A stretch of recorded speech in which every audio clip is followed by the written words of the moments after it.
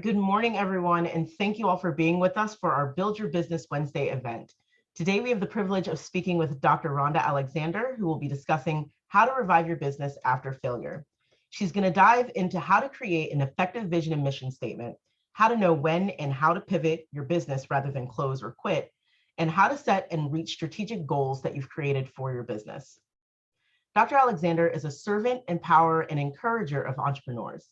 She is the founder and principal coach of E2 Entrepreneur and Executive Coaching, where she coaches entrepreneurs and leaders who desire to step out of their comfort zones, reach new goals, and take their effectiveness to the next level.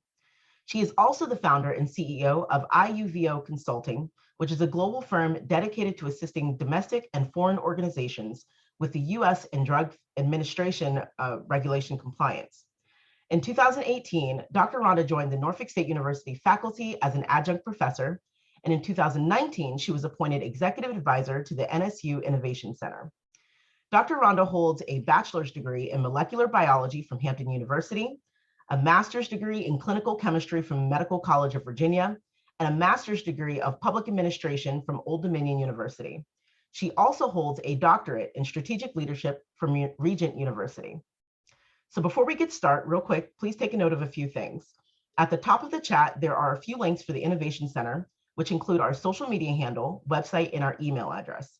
Also, there's a link to a post-event survey that we would like for you to fill out at the conclusion of the presentation today. Lastly, please remember to mute your mics, and if you have any questions at any point during the presentation, please put them in the chat and we'll address them at the end. So without further ado, please welcome Dr. Rhonda Alexander. Good morning. Good morning. Good morning, everyone.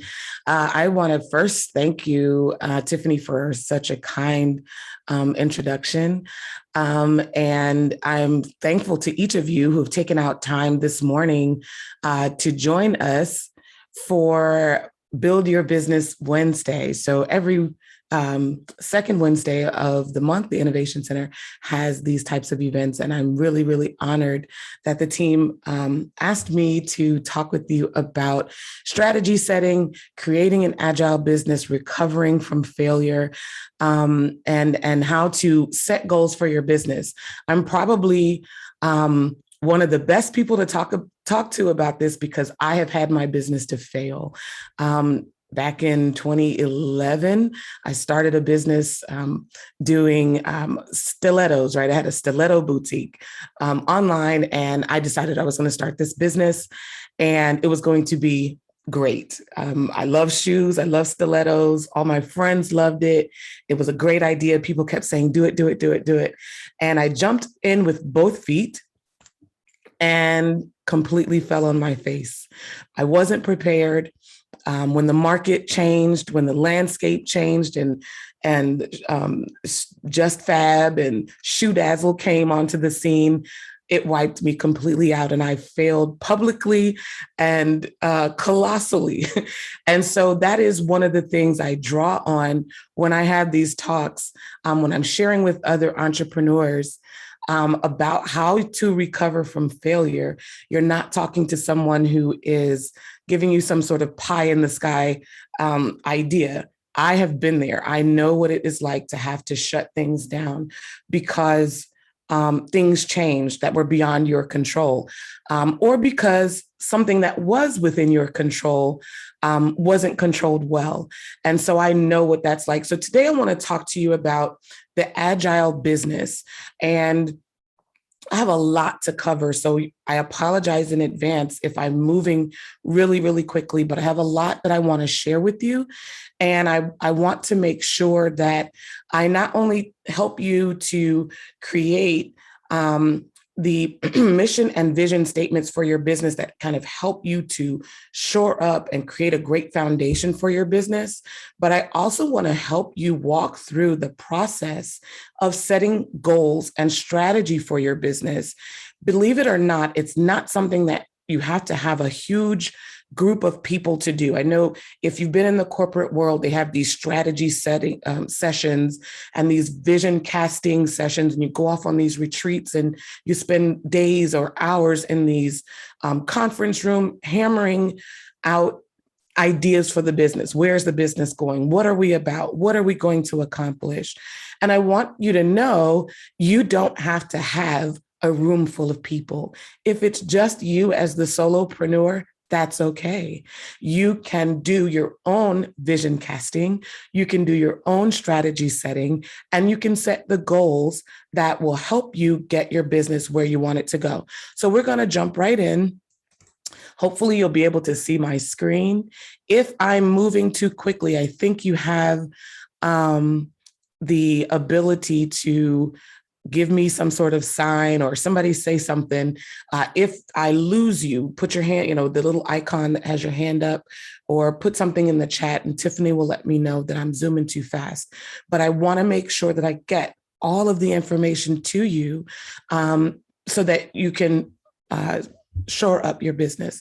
So this morning, we're talking about the agile business. And as I said, I'm going to be working with you to help you to create mission and vision statements, to do some business forecasting, which you may not have ever done before.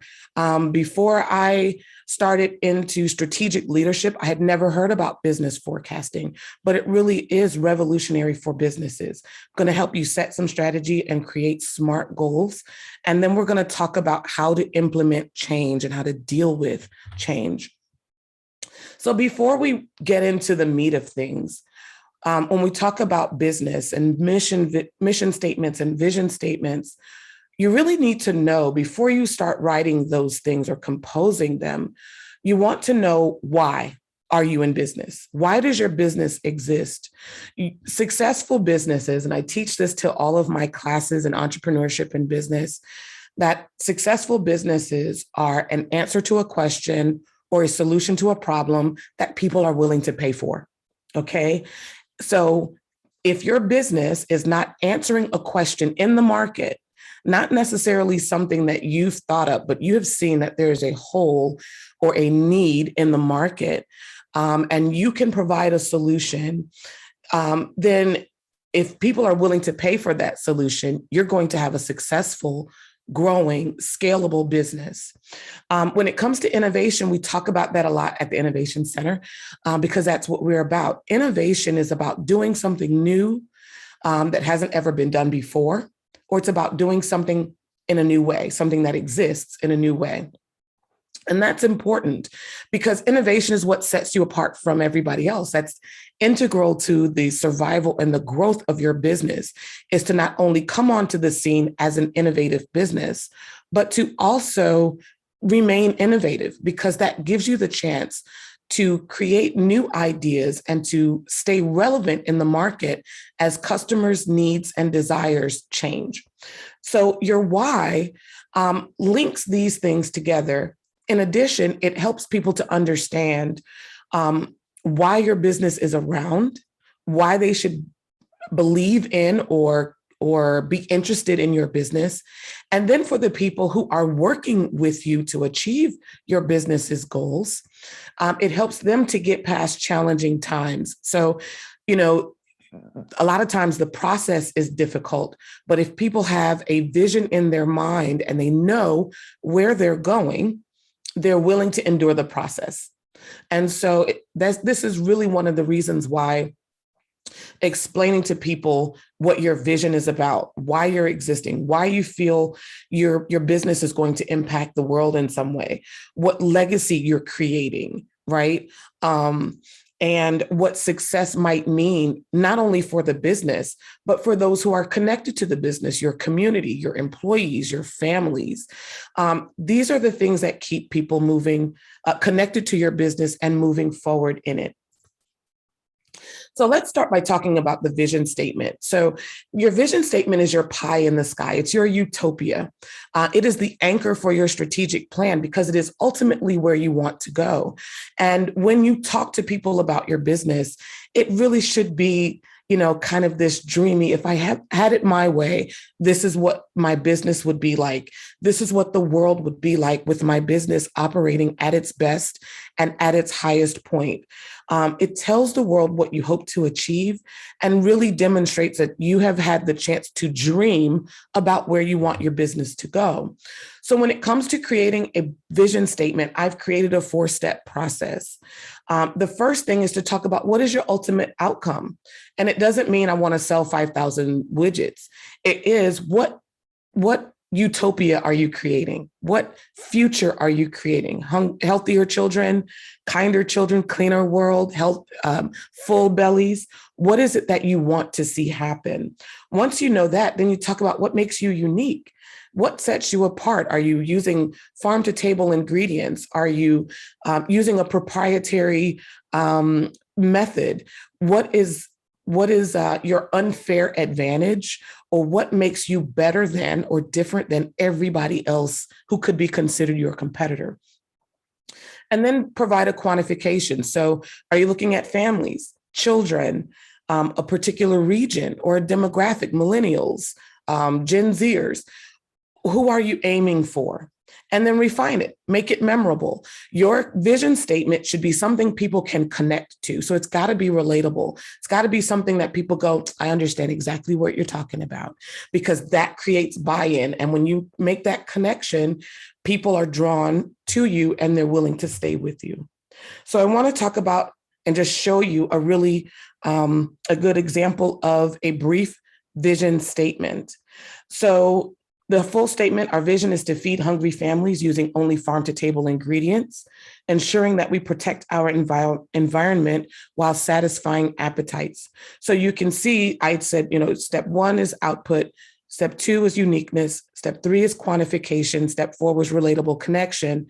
So our output is to feed, or essentially to feed hungry families, but I didn't highlight it all because it would have overlapped.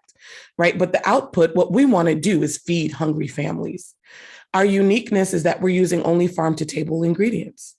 The quantification, or where we narrow our market down, is hungry families. So we know what that's like, right? We know what it's like to be hungry. And we know what it's like to see families or hear about families that aren't eating. So the quantification is we know who we want to target. And then the relatable connection is to protect the environment and satisfy appetites. Because again, we all know that feeling that comes with being hungry and then no longer being hungry. And then, of course, we all live on the same planet. We want our environment to be healthy. So this is a way to relate that to people who find this important. So that not everybody may find this statement or this relatable connection important to them. But for those who want to protect the environment, and for those who understand what it's like to experience hunger, this is a connection that checks them right in the gut and connects this business to the customer right away. So now let's move on to mission statements. Your mission statement is your company's purpose. It includes the purpose of your company, and it describes your values and tells people how you're going to reach your vision. So if you are envisioning a skyscraper, right? Your vision, let's say, is the penthouse at the top. Your mission statement is the scaffolding that's going to go up that building. As you're building the building, the scaffolding is going to not only hold up the vision, but it also keeps a barrier or a perimeter of what you will and will not do. A really good mission statement will not only tell people what you do, but it will tell people in your company what not to do. So it gives you a really great way to know when to say no by having an effective mission statement.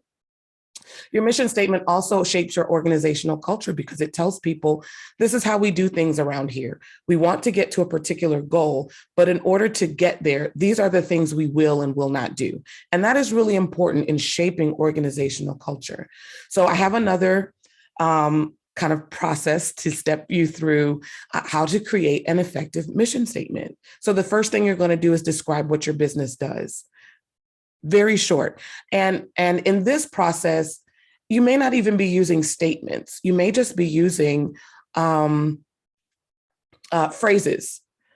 Just dropping ideas of things you do. Just quick summary. What does your business do? And then you say, how do you want to do business? What's important to you? Integrity, respect, speed. What are the values? And again, these are just lists of things that are important, your core values, which says, these are the things that really make up this business. This is what's at my heart. So it may be that you treat every person with respect, or that you're highly professional, or that you have A1 customer service. What are those core competencies and core values? And then you go back to step one, combine with step two, and just start to see what kind of purpose statement you can create. So our business exists to, or our business does this in this way. Really basic way to start. And then you add in your why, and you have a mission statement. Okay. So that's the last step to creating the mission statement. So of course, I have an example for you. So when creating your mission statements, there's two. So I've got one for Hopscotch Learning and one for Tesla. So you can see that the whole statement, our company, Hopscotch Learning, exists to provide educational services that allow children to experience success in learning and success in life. So that's the whole statement. So let's go back and break it down like we did with the vision statement. So what the company does, that was step one. We provide educational services. Straightforward. What are our core values? We want people to experience success, right? And then the purpose. So the purpose is why we exist. We want to provide educational services that allow children to experience success. And then why? Because we want them to be successful in life. Okay. So even though it's not lots of little sentences that address each one, it encompasses all of those components. And the same thing with the one for Tesla. So our goal at Tesla is to accelerate the advent of sustainable transport by bringing compelling mass market electric cars to market as soon as possible. So what the company does, we accelerate the advent of sustainable transport. We make sustainable cars. Our core values is compelling mass market, our core competency or value is creating compelling mass market electric cars. That means we make cars people want. And so that whole statement, we exist to accelerate the advent of sustainable transport, et cetera, is the purpose statement. So all of that that's underlined creates the purpose. And then why are we in business? We want to create sustainable transport as soon as possible. That's why we're doing this. So again, the pieces are there. It may not necessarily be line by line, but as you start, it can be line by line to address each of these, and then see how you can massage that statement and turn it into something that is easy for you to say, easy for you to remember, and easy for you to convey to those who are not only working for you, but who are working with you, whether they're partners or investors. You want to be able to communicate this information to people very quickly so that they know what you are about. So why does any of this matter? Again, it matters because you are trying with your business, as you market, as you connect with stakeholders and shareholders, those in the community, people who might invest, who might lend, partner with you. They need to be able to connect to your story. They need to be able to connect to your business's story and understand very quickly, without you having to give them the 30-minute spiel about, back in, when I was a single mom, this is what happened. That comes later. But when they say, hey, what do you do? Or how can I help you? You can very quickly convey your story. Tell them why you exist and tell them what you want to achieve. And then they can decide right away whether or not they want to hitch their car to your train, right? So that's important. When it comes to strategy is going to help you get to that vision, right? It helps you create and travel the path to bring your vision to life. So again, let's go back to that skyscraper that we're building. The penthouse is the vision at the very top. The mission is the scaffolding, right? And the strategy is the ladder, right? Or the rungs that are going to allow you to go from level to level to level to ultimately reach that goal. So you've got all of these things that are tying your business together and giving your business structure. because the structure of your business is important. The structure of your business will determine how fast your business grows, how fast or how quickly your business is able to produce, and how quickly it is able to scale, which means taking that business and either growing it quickly or reproducing it for another business to reproduce, like for franchising, or if you're going to start another branch in another city. You have to be able to reproduce a method, a strategy, or taking people along a specific path to get them where you ultimately want your overall business to go. So every single part of this has a very significant role to play in the success of your business. So I talked a little bit at the very beginning about strategic foresight, and you may have heard about it, you may not have. It may sound like some big deal, like I've never done that before. I don't know, that sounds like something I need to spend big bucks on. And people do spend big bucks on strategic foresight, but the basics are there and you can do it on your own. They're very easy to do. What you're really doing is looking at what's coming down the pike for your business. And you're saying, okay, in the next 3 to 5 years, what do I think my business is going to be? What will the landscape be? What will industry be like? And how will I fit in? So what strategic forecasting does is allows you to view a particular end point and then to start backing up and saying, okay, now these are the steps I can use to get to where I think the world or industry or my business is going to go. So one of the great things about strategic forecasting is it allows you to just imagine, and you start at a place where none of us really can see the future, right, with any certainty, but it allows you to take a look at what's around you, take a look at your business, not just your vision and mission statement, but it also allows you to just think about where your business may go. It's important to do this because far too often businesses get stuck in the status quo. And that is one of the things that happened when COVID hit, right? It was time to make a pivot, make a change. And quite a few people weren't prepared to do that because they relied on the things that made them successful in the past. And sometimes the old tricks really don't work anymore. We have to be able to pivot or to make a change or to abandon things that made us successful in the past. And for some of us, if we've been successful for 5, 10, 15 years, it's really hard to pivot because you know what works, tried and true.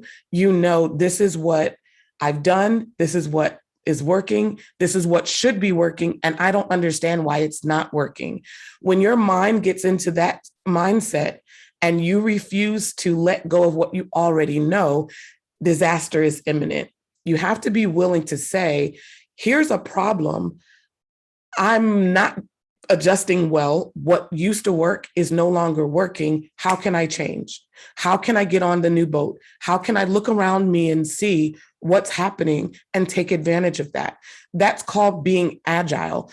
If you think about a boxer, when punches are being thrown, that boxer has to be able to anticipate the muscle tension, the positioning of the person throwing the punch, and anticipate the motion of that punch in order to dodge, right? You've got to do the same thing as a business owner. If you don't, you're going to take it in the mouth. Boom, you're going to get hit. And before you know it, you're going to be down for the count. And so your business has to be able to pivot and to move with the changing industry, with the changing of what people want, because that changes. I mean, just on a monthly or weekly basis, people's proclivities change. So it's not just about, I don't know what to do to make my business work. Sometimes it is, I know what makes my business work. I've been working it for 30 years, and here comes COVID. And what I've been doing doesn't work, or some other tragedy or some other change in the market, a disruptor. It's not necessarily a pandemic, but if you are a thriving or were a thriving taxi cab company and Uber comes on the scene, what do? Right? Your enterprise, and here comes Turbo or Tubo, I think, the company where people allow you to rent your car directly. It's like an Airbnb for cars. If you're enterprise, are you worried?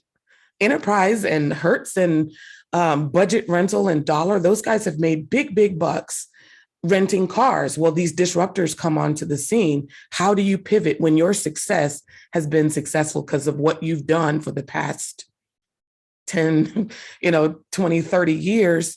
Now somebody comes on the scene and threatens your business. How do you move forward? And so you've got to be able to be agile. You can't always, as a business owner, be looking straight ahead. You've got to be looking at what's happening in the market over here. This new disruptor just came. How will I handle what they're bringing to the market? People are starting to move to a more digital age. How can I provide my services in a more innovative way so that I always have money coming in and I don't have to shut down simply because I can't change when the world changes? Okay. So really, you've got to be able to seize new opportunities when they arise, and you've got to be able to dodge threats when they arise. Okay, so one of the things I do with companies is it's two processes, but I've combined them together. I call them the SWOT and the steeple analysis. Now, if you've been in the corporate world, you may have heard about the SWOT analysis. It's where you take a situation or your business and you look at the opportunities that exist in the market, the threats that could exist in the market or may already. You look at the strengths of the organization and the weaknesses of the organization. So that's what SWOT stands for: strengths, weaknesses, opportunities, and threats. And then the steeple analysis is where we look at the environment in 6 or 7 different categories: sociocultural, technological, economic, ecological, political, legal, and ethical. So steeple, that's what it spells out. And then we combine these two to create strategy. Now, please don't let this slide blow your mind. But this is how these two are intended to work together. And yes, it's a technical slide, but I'm going to walk you through the process. So don't feel intimidated. Hopefully you don't. But when we start, what we do is we look at all of the different components that would make up steeple. The 7 things that I just mentioned to you, all of these future external factors. And we say, what could possibly happen in the next 3, 5, 10, 20, 30 years? Some companies forecast many decades out because they want to be able to look at a very long-term plan or strategy. And so they look at all of these things. What's going to be different? How will it be in 3 to 5 years, 30 years, in a sociocultural standpoint? Now, some things you can predict, some you can't. So if you were doing a steeple analysis 5 years ago and you were trying to forecast what would happen politically, where we are today, or even culturally or economically or ethically even, you probably would never have forecast that we'd be where we are. No matter how you see it, whether you see it as good or bad, you probably didn't see this coming. So this isn't an exact science. What it is the ability to sit down and think about, what is the world doing now in terms of business, in terms of, culture and, just life? What is happening? What are people looking at? What's becoming important to people politically, legally? What are people drawn to? What's important to them? And so we take all of that information. From that information, and what we've done in other sessions is to create, I don't know if you guys know those big sticky notes. They're huge pads. They're like window size pads that you can stick on a wall or on a window. And each of these categories is all over the room. And people just write on them, or you can write on them, or you can get a sheet of paper for each category and write on them. And from each of those, you determine, where do opportunities for my business exist? What can I take advantage of? What do I see coming down the pike from a technological standpoint that is an opportunity for me? What in any of these categories could potentially threaten my business? So right now, as a business owner, given this climate in COVID, in this age of rudeness or individualism, or however you perceive this culture and our world to be, where are there threats to your business? Where are there opportunities that you can seize? They may just be right outside of your area of expertise, but is there something that is an opportunity for your business to pivot to or to include in your business model? From there, you look at your strengths. What do I do well that will help me to take advantage of this opportunity? Or where am I weak that would keep me from making the best of this opportunity? So now I'm showing myself where I know I will excel and where I know I need development. So here we're starting the building blocks of goal setting, okay? And then we look at external threats and we say the same thing. Where am I strong? And if a threat shows up, I know I can beat that. No problem. We can diversify, we can move, we can go online. I'm strong in this area. I don't have to worry about that. That's actually a strong point for me, right?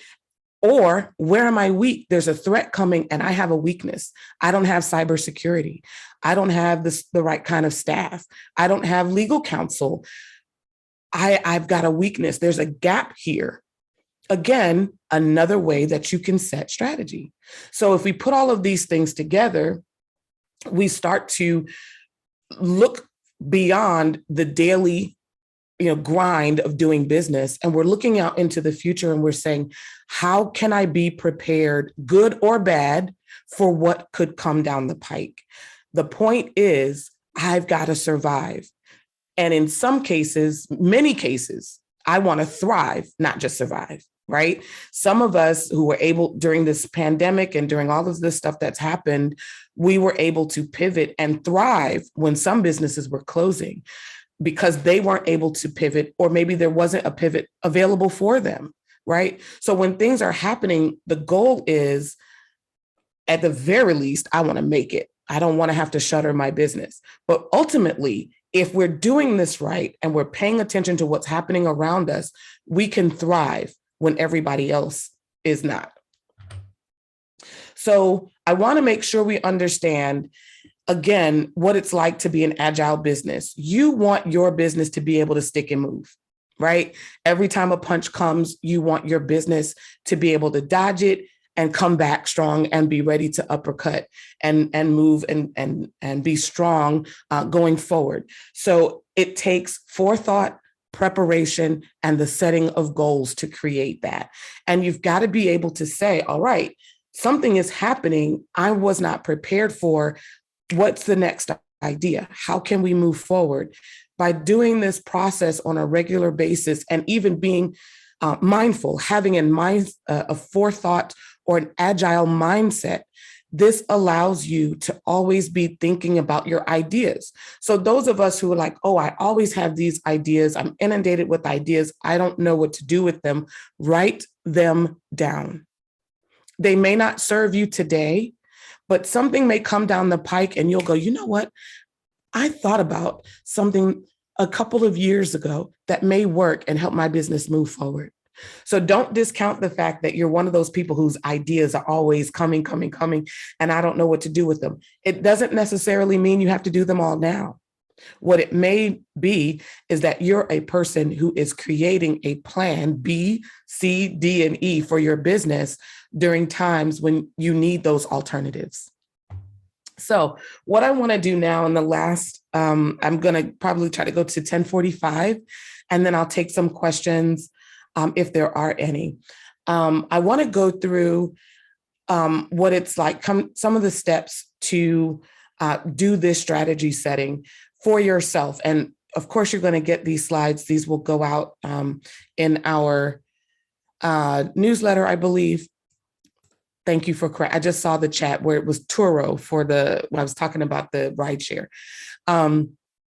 but you will get these slides. And so if you decide that you want to do this process on your own, you'll have the steps to do so. So let's start with step one. The first thing you have to do anytime you do any of these sort of processes is to look at where you are right now. Sometimes that's great. Sometimes it's not so great. But we call it benchmarking. And you do that at any point that you're trying to grow, because you don't know where you don't know how to measure progress if you don't know where you started.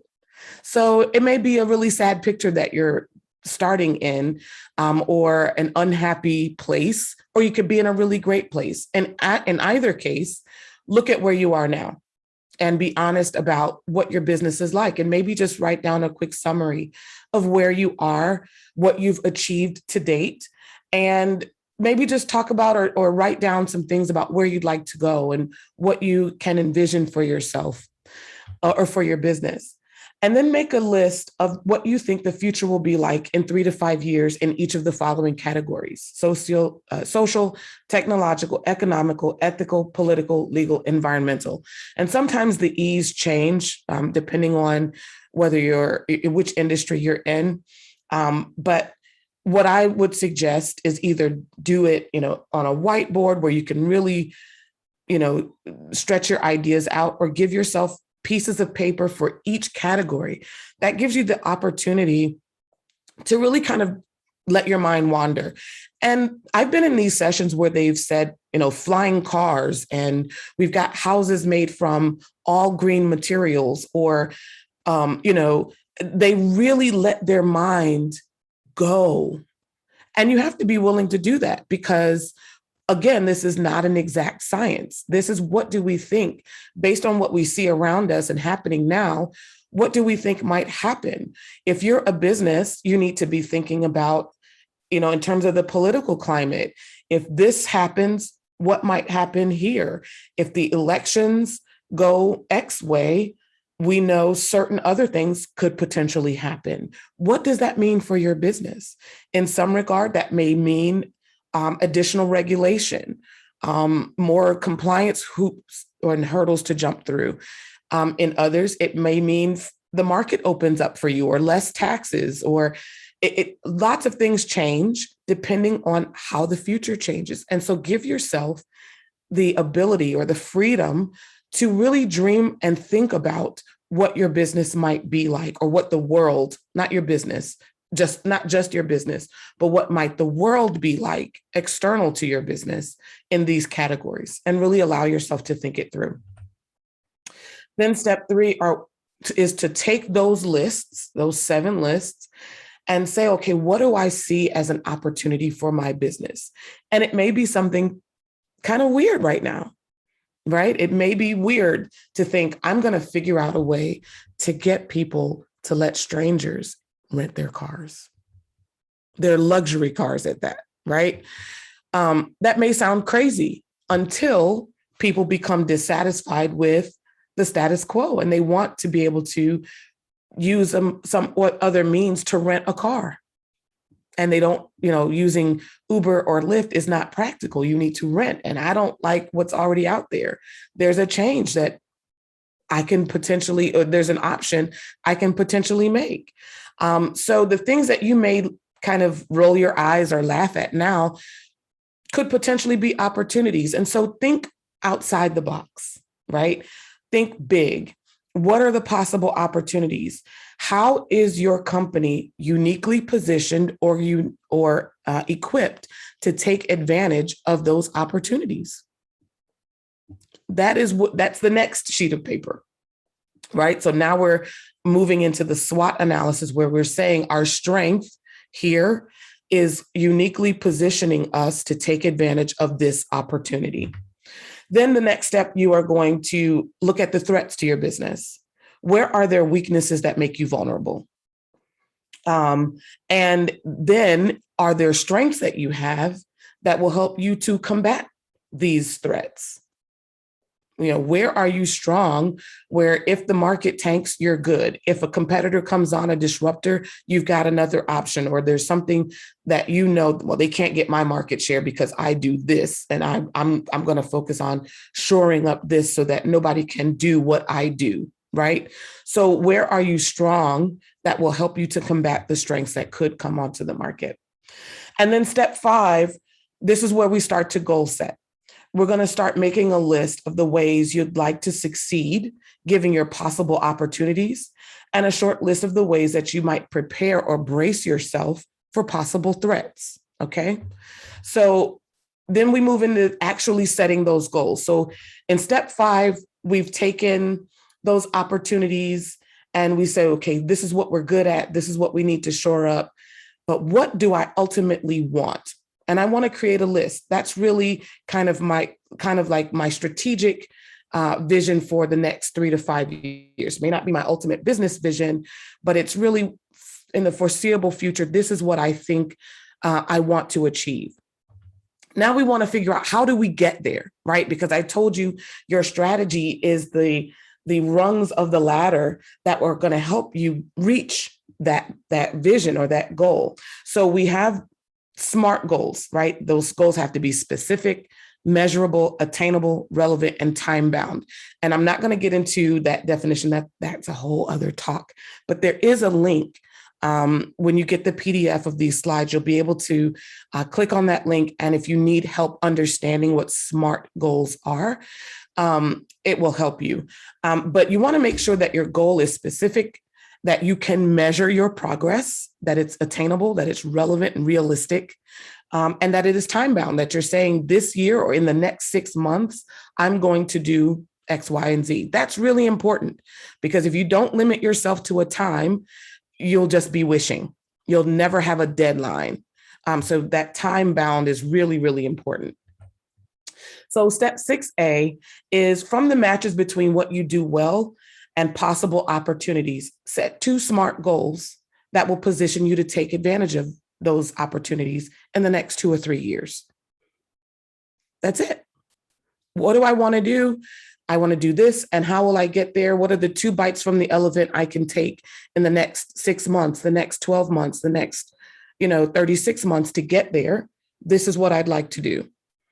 If there are areas where growth is needed, set a couple of goals that will help you develop. So I know I want to get an app. So in the next 6 months, I need to identify and secure an app developer, or I need to bring someone on staff, or I need a new certification, or I need to find another warehouse. What are those goals? How can you develop in a way that will help you reach your goals? So now you're looking at that weakness and you're saying, I can shore that weakness up in order to reach or in order to take advantage of the opportunity that is in front of me. Hopefully that makes sense. Then in step B, we're doing the same thing essentially for the threats. For the matches between your weakness and your area of threat, you're going to set 2 or 3 SMART goals to help you prepare or protect your business. So if you look ahead and you say that there's a political threat to my business, what can I do? There's a legal threat to my business. What can I do? Right? Is there something you have to go back to your charter and do? Is there something that, policy or procedure or training that you have to do to prepare yourself for potential threats that could be coming? Set the SMART goal. In the next 24 months, I will achieve this sort of, I'll have this much in the bank as a safety net because there may be an economic downturn. Right? So you're setting these SMART goals that you can measure. At the end of that 24 months, you can look back and say, well, did I save the $5,000 that I said I was going to? Yes, no, maybe I'm on my way. Right? So they're measurable. And then, of course, like I said, if there are areas where growth is needed, you can set goals to help you ensure that you shore up or that you close the gap between the threat and your weakness. Because again, you don't want to get punched in the mouth, right? You don't want that threat to come along and sock you and catch you unaware and totally ruin your business. So just a few things to consider. As your strategy setting and planning and goal setting, you want to think about what happens. How can you be agile if things don't go as planned, which can always happen. None of us planned to still be in COVID. Some of us, we at the start of COVID, it was like, oh, we'll just kind of shutter things down for a couple of weeks. We'll be back at it. Here it is, a year and change later, and we're still talking about the impacts in so many ways about this pandemic. So things won't go as planned. How will you handle that? Also understand that there will be times that you will fail, and you have to understand that to succeed in some areas, you have to allow yourself to fail in others. There will be times when you have to let something go so that you can attend to the thing that will thrive. Sometimes that hurts. Footnote, sometimes that hurts, but it is necessary if your business is going to survive. So understand that failure is not always a bad thing. It's a part of business. It's a learning process. If you incorporate that into your business model as a learning process, rather than taking it personal and calling yourself a failure, you will be able to abandon things that don't work and bring on things that do. Okay. And always be on the lookout for potential new threats and opportunities, because they're always arising. And sometimes they come out of the strangest of places. So teach yourself, teach your team to always be on the lookout for new things that you can do, or better ways to do the things you're already doing. Okay. So that's where we are with that. So, now let's talk about how we get this implemented. And I'm coming to the end. So if you've got your questions, go ahead and start preparing those. I should be wrapping this up in just a little bit. So charting a path forward means that things may have to change. Is your business ready to change? And as I said before, when you are not open to just learning from failure, taking that lesson in and discarding the experience and the pain and moving forward with this new thing, you can take change can be very hard for businesses and for entrepreneurs. Recently, over the last couple of years, I had to put a brand to rest. After a trademark fight, I had to abandon ship, and it hurt. I mourned that thing for a whole year, because it was my baby. And I believed that this was what was given to me and it was supposed to thrive.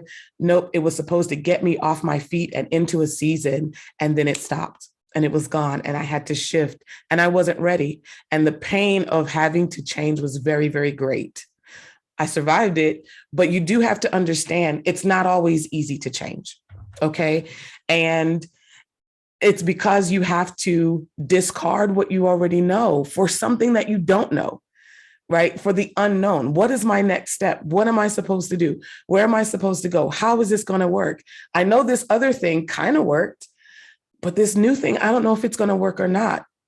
How will I survive, or how will my business be sustained? Our knee-jerk reaction is to not change and to hold on to what we already know, because we're comfortable in the truth, even if it's toxic. It's what we know, right? You hold on to the enemy, you hold on to the stuff, the facts, the things you know, but you have to be committed to ongoing learning, changing, and development. Otherwise, your knee-jerk reaction is going to be to refuse everything. So being open to change means I acknowledge that I don't know what I don't know, and I'm willing to learn and bring it in. I'm willing to integrate it into what I'm becoming, because my business is becoming, I am becoming. And if my business can't change, because my business is an extension of me, my business can't change and it can't be agile if I'm not. So you have to acknowledge that you don't know what you don't know, and you have to be willing to incorporate as you learn. So the requirements for changing is to discard old habits and adopt new ones. So you've got to unfreeze, learn, and refreeze. That's the technical, if you're ever in organizational change talks, these are words you'll hear, right? You've got to discard what you already know, learn something new, and then integrate it to the extent that it is now your new norm. It's not the new thing anymore. Now it's actually what you do. That takes time and effort. So these are the steps to change. You ask, what does this mean for me? How does this require me to change? Then you start gathering information. You start learning, figuring out whether you're willing to make that change and how. Start embarking on the steps to incorporate that change in your life. Okay, so it's not easy, but it is required if you're going to survive during seasons of change. So I know I zoomed through that last part, but it's really important when it comes to organizational change, when it comes to strategy, when it comes to having to pivot and you realize I've got to do something new that I've not done before, change is going to be involved because you may implement this process and you may come to your staff and say, we're going to approach our business in a whole new way, or even your mindset may have to change, that it can't just be about the daily grind. It now has to be about the goals that I'm reaching, not just the monetary goals, but where do I want to be in the world? What do I want to achieve with my business? How can I recover when things have taken a downturn? All of those things are incorporated into strategy setting, goal setting, and then implementing those changes. So if you have questions that you want to ask me offline, my contact information is here. I'm also a part of the Innovation Center. So you can always reach me at the Innovation Center. I think Tiffany has put that information in the chat. But I'm definitely interested and willing to take any questions that you all may have before we close things down at 11.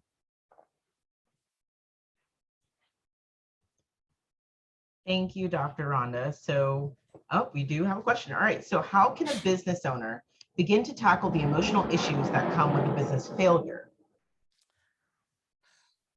Wow, that's a loaded question.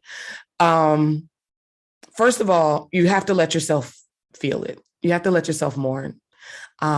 Speaking from personal experience, I had to cry it out.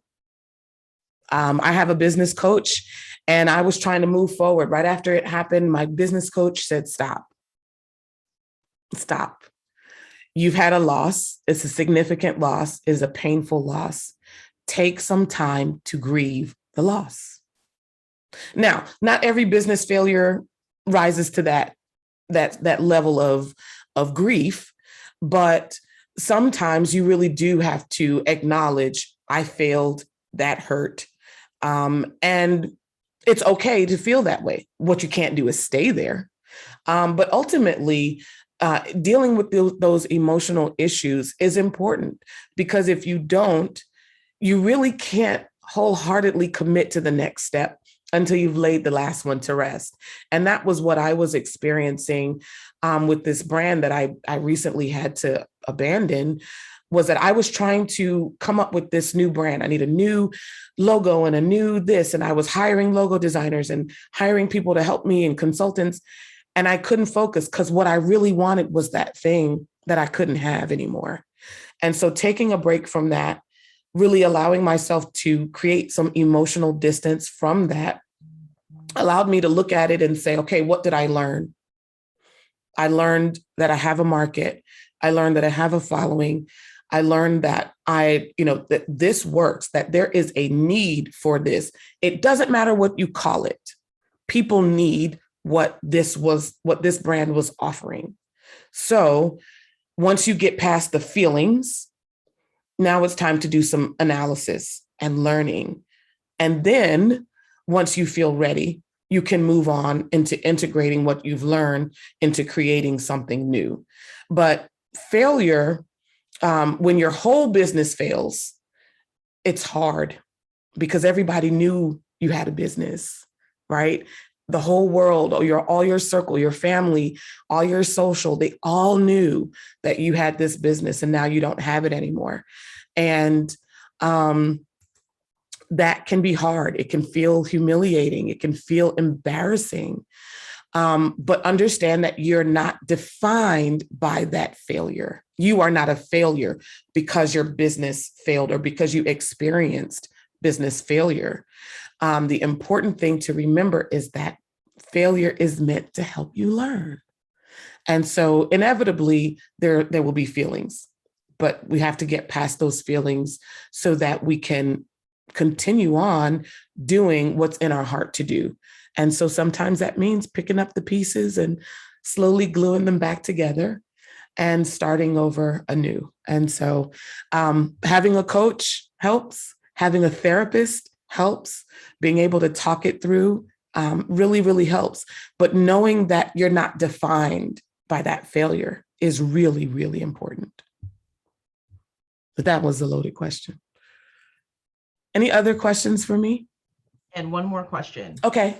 Is there a way that someone could salvage anything from a failed business and bring that into a new business? Absolutely. So, you know, big corporations do it all the time, right? You see them, you know, going out of business, sale, and then you see them maybe pop up something else under another brand, but it's really kind of similar to what they were doing. That's the importance of having to learn from that failure, because you can cherry pick what you learned, the good stuff, right? You can say, well, I had a good system. I have a great audience. I have a great strategic direction. I have a great team. What didn't work was make that list. This is what didn't work for me. This is what caused the business to fail. It could be that it was something totally outside of your control. And it just means it's just a matter of sitting still, regrouping, recovering, and relaunching. If it was something that was within your control, now you look at, where did I go wrong? What lessons can I learn? You take the good and you take it with you. That's what learning is. You take the bad and you chalk that up as the lesson and the things I'll never do again. And you take that with you, right? So you're ultimately still taking what you've learned into this new business. And sometimes you can even take parts of the business, segments of the business. So if you are in real estate, you may discard parts of your business. You may say, well, flipping doesn't work, I'll never do that again, but wholesaling may still work for me. Or, being on a team or being a project manager, that may still work. Or you may say, I don't ever want to own another property or touch another property. I want to be just a project manager. Well, now I've taken all of my failures, all of my successes. That is a part of my knowledge base. And now I'm bringing that into my business, even though I may not be physically doing the same thing. I have all of that expertise that I brought with me. So you're still bringing all of the good, and, you're leaving the pain from the bad, but you're taking as much as you can from a mental standpoint, from a knowledge standpoint with you, and any parts of your business that actually worked, integrate them into your new business if you can, or keep them going. Maybe you shut down the parts that don't work and keep the parts that do work going, and then bring on something new. It really is strategy setting, and goal setting allows you to do that. Sometimes you may think, oh, wow, I'm going to have to shut my business down. I don't know how I'm going to survive in this climate. Do some forecasting, do some strategy setting, stop worrying for 10 minutes and dream and think. What do I ultimately want? How can I make this work? What's coming down the line? What can I add to my business? How can I increase my revenue streams? What can I do differently? Those are the businesses, those innovations, that thinking, that creativity, those are the businesses that survived over the last 18 months. And going forward, that's how your business will survive. You have to be able to stop worrying and think, dream. That's how you survive.